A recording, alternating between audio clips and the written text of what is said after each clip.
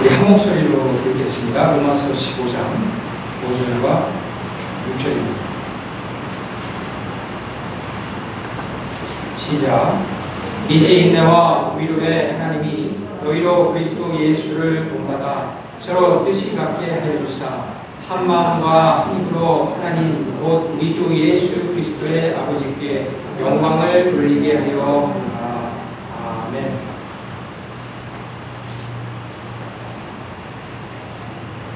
정원사들이 정원을 가꾸기 전에 나름대로 마음에 그리는 그런 정원의 모습이 있습니다.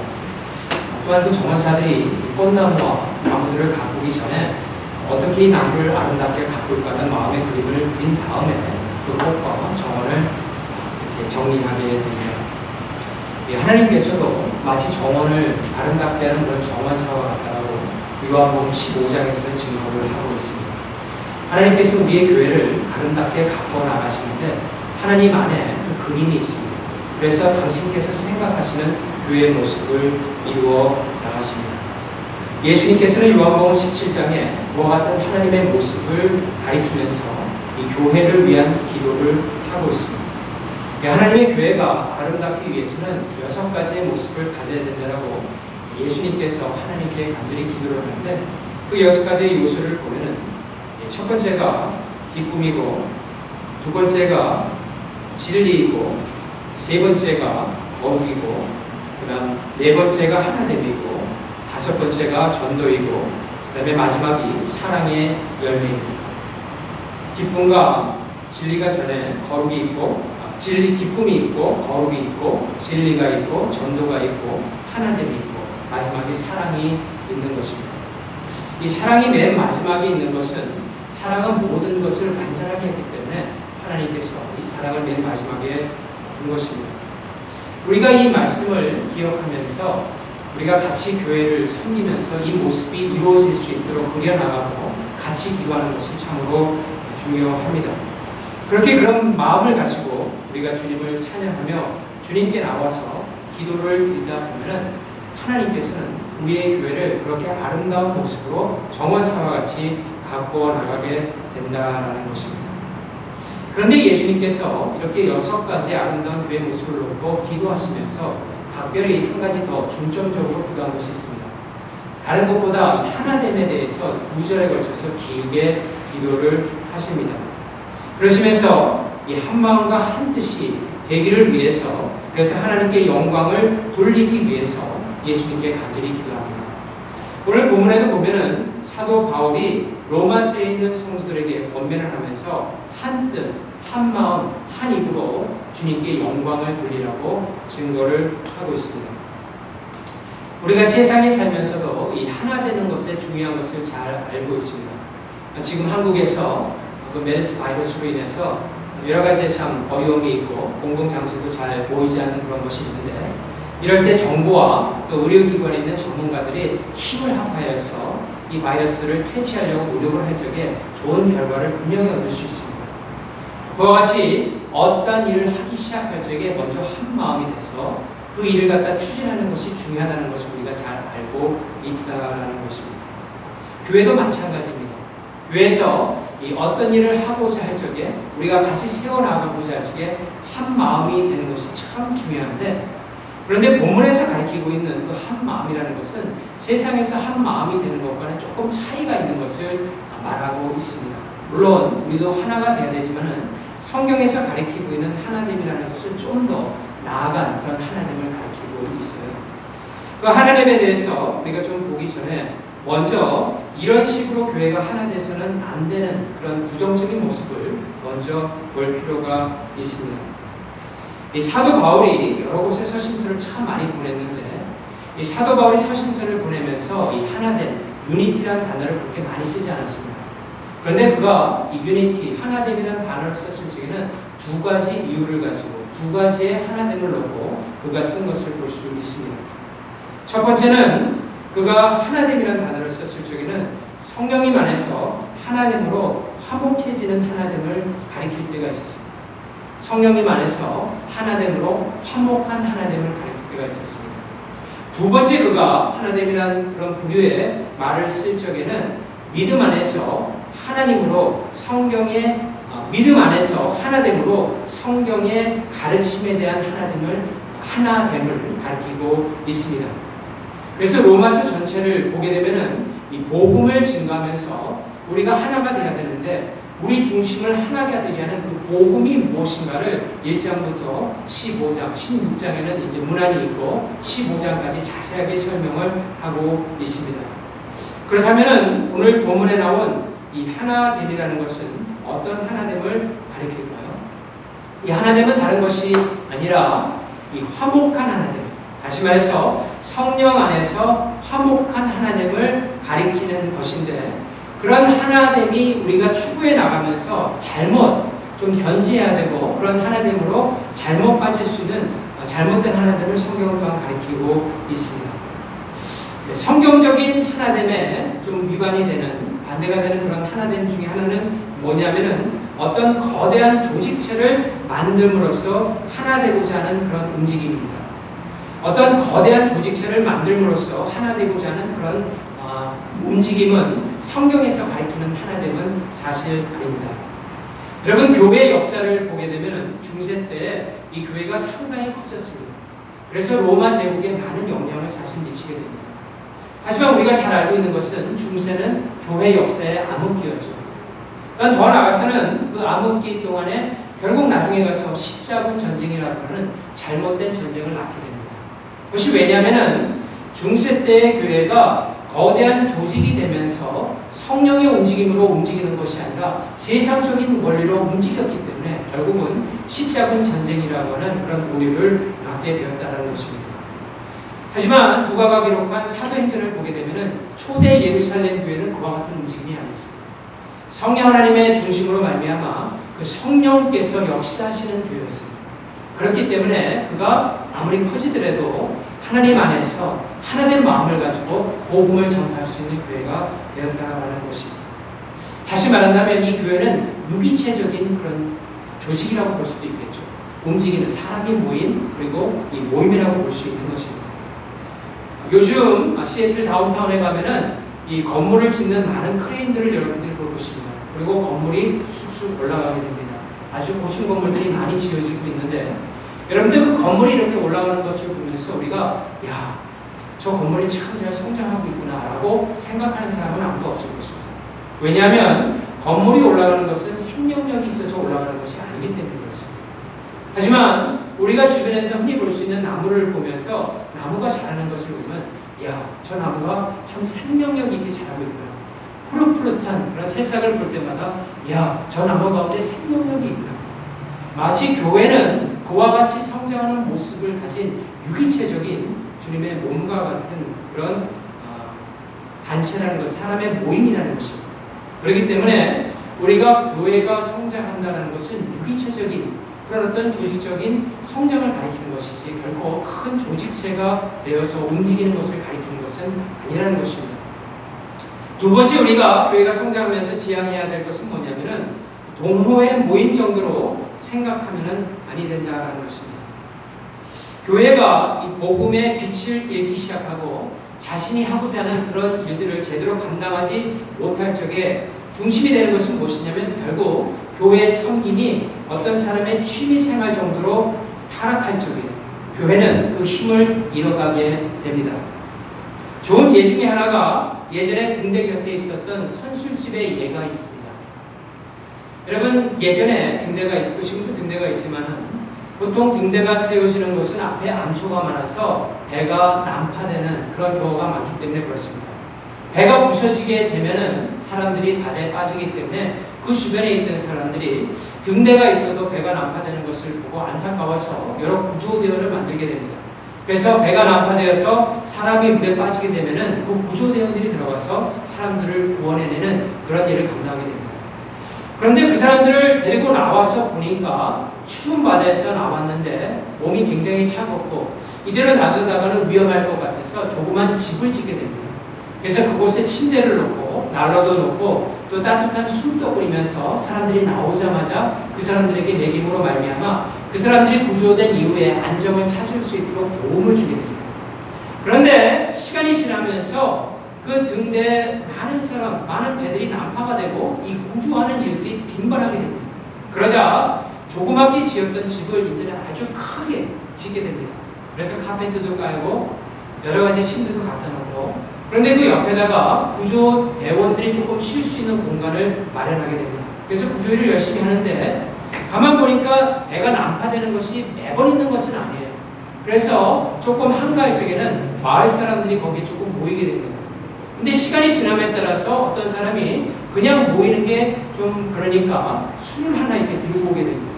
그래서 술을 놓고 서로 마시게 되고, 그러면서 여러 가지 이야기를 갖다 나누다 보니까 이 사람들이 나중에는 사람들을 구조하는 일에 관심을 가지지 아니하고 거기에 모여서 자신들의 이야기를 나누는 것에 더 집중을 하게 됩니다. 나중에는 구조대원도 없어지고 결국 그 대피소는 구조대원을 두고 또 많은 사람들을 구원하는 그런 집에서 선술집이 되는, 페이번이 되어버리는 그런 사태가 일어났다는 것입니다. 그래서 미국의 항구나 어촌에 가게 되면은 이게 선술집이 있는데 거기에 들어가게 되면은 이렇게 구명 보트 같은 것을 걸어두는 그런 경우가 있습니다. 제가 들어갔다는 얘기가 아니라 제가 인터넷을 통해서 봤습니다. 오해 없으시기 바랍니다. 거기에 구명 보트를 이렇게 걸어놨는데 그 이유는 다른 것이 아니라 과거에 우리가 이런 것을 했었는데 그냥 장식품이 되어버렸다는 것입니다. 사랑하는 성도 여러분, 교회가 죄인을 구하는 이 구원의 방주의 역할을 감당하지 못하게 되면은 결국 그렇게 친목 모임으로 끝나게, 공허의 모임으로 끝나게 된다라는 것입니다. 그렇기 때문에 그런 일을 가지고 교회가 하나가 되어서는 아니 된다는 것을 성경에서 가르치고 있습니다. 교회는 잃어버린 영혼을 구원하는 목표를 가지고 끝까지 나아가야 됩니다. 예수님이 올 때까지 우리가 이 목표를 절대로 잊어버려서는 아니 됩니다. 그러면 하나님께서 이 교회를 통하여 많은 영혼을 구원하시게 될 것입니다. 그렇다면 교회가 하나됨을 위해서 우리는 어떠한 교회의 성경적인 모습을 생각해야 됩니다. 과연 그렇다면 교회는 어떻게 화목되는 그런 모습이 있을까요? 첫 번째는 가족의 모습입니다. 첫 번째 교회의 하나된 모습은 화목한 가족의 모습입니다. 크리스찬들은 하나님의 가족에 속한 자들입니다. 그래서 이 성도들 간에 형제 자매라고 부를 수가 있는 것입니다. 그런데 그냥 하나가 되고 그냥 자매 형제가 되는 것이 아니라, 우리가 한국 사람이기 때문에 그렇게 되는 것이 아니라 먼저 그 전에 일어나는 일이 있어야 되는데 그것이 바로 성령으로 거듭나는 것입니다. 다시 태어난다라는 것입니다. 니고데모는 이 사실을 알지 못했어요. 그래서 예수님께서 네가 다시 태어난다라고 해야 했을 적에 그 말뜻을 이해를 못했습니다. 하지만 나중에 성령께서 그의 마음을 감동하고 그가 새로 태어나게 되자 예수 그리스도의 참된 제자가 되고 하나님의 가족이 된다는 것을 깨닫게 됩니다. 우리가 이 자리에 모여서 형제 자매가 된 것은 다른 것이 아니라 성령께서 우리를 다시 태어나게 했기 때문에, 마치 어떤 가정에 어린아이가 태어나면은 그 가정에 자연적으로 그 집안의 가족이 되듯이 성령께서 그 사람을 거듭나게 함으로 말미암아 한 가족이 되어서 형제 자매로 예수 그리스도를 한 몸과 같이 섬기게 된다라는 것입니다. 한 가정을 이루고 화목히 또 서로를 이해하면서 서로를 도와가게 되면은 그것이 바로 하나님께 영광을 돌리게 된다는 것입니다. 무엇보다 우리는 믿음의 동역자들이 되어야 됩니다.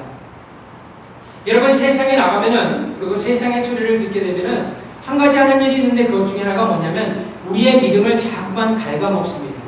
하나님을 믿고자 하는 그런 생각을 자꾸만 없애고자 한다는 것입니다. 그럴 적에 믿음의 동력자인 우리들이 모여서 서로를 격려하고 하나님께서 우리를 얼마나 사랑하시는 아버지인가를 서로 확인하며 우리의 삶을 인도하시는 하나님께 우리가 더욱더 나아갈 수 있도록 죄를 멀리하고 주님께 나아갈 수 있는 사람으로 서로 격려하기 시작할 적에 우리는 참된 화목한 하나님의 가정의 모습을 이루어나갈 수 있다는 것입니다. 두 번째, 우리가 이 교회가 하나 되는 모습, 참 아름다운 모습에 생각하면서 구체적으로 생각할 수 있는 것은 이 교제의 모습입니다.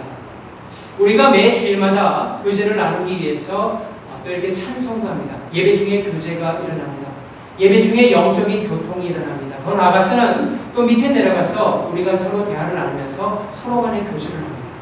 이 교제가 우리를 하나 되게 하고 또 주 안에서 나누는 여러 가지 기쁨들을 서로 나눌 수가 있습니다. 그런데 결국에는 이 교제라는 것은 우리와 하나님과의 교제를 반영하게 되어 있습니다. 부흥사였던 D.L. 무디라는 사람이 오래전에 있었습니다. 그런데 그가 언제 이제 서재에 앉아서 글을 이렇게 적고 있었어요. 적고 있는데 갑자기 자신의 그 아들이 그 서재로 이렇게 들어왔습니다. 그래서 자신이 하는 일을 혹시라도 아이가 방해할까봐 뭐 때문에 왔느냐고 그렇게 물어보았습니다. 그래서 그 아들이 아버지에게 하는 말이 나는 다른 것이 아니라 그냥 아버지 곁에 있고 싶어서 왔습니다. 그렇게 얘기를 하는 겁니다. 그러니까 그 아들이 참 사랑스러워 보였습니다. 그 아들이 원했던 것은 자신의 장난감 자동차를 가지고 아빠 옆에서 부리기는 하지만 그냥 그 아빠 옆에 있는 것이 좋기 때문에 그 방에 들어온 것입니다. 마치 우리가 하나님과 교제를 나누는 것은 그와 같다는 것입니다. 하나님의 곁에 가면은 우리가 좋으니까 기쁘니까 하나님께 나아가는 것입니다. 그리고 주님과 교제를 나누는 가운데 주님께서 주시는 은혜를 받게 된다는 것입니다. 여러분, 예수님께서는 아무리 바쁘시더라도 성부 하나님과 교제 나눌 시간을 결코 잊지 않았습니다. 이른 아침에 일어나서 하나님께 나아가서 기도를 드리면서 하나님과 교제 나누는 그 시간을 참으로 즐겼다라는 것입니다. 우리는 이 성자 예수님께서 이 땅에서 느끼셨던 그리고 참 즐겁게 행하셨던 그 하나님과의 교제를 매일매일 나눠야 됩니다.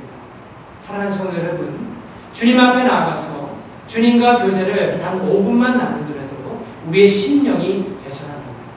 주님을 단 1분만 만나더라도 주님께서 주시는 그 행복감으로 인해서 우리의 심령이 다시 살아나게 됩니다. 그래서 믿음으로 또 하루를, 믿음으로 또 내일을 살아갈 수 있게 된다는 것입니다. 이 교제는 바로 성부 하나님, 성자 예수님이 하나됨과 같은 그 교제를 성도 간에 나눔으로 말미암아 우리가 하나 될 수 있는 그런 은혜를 받게 된다는 것입니다.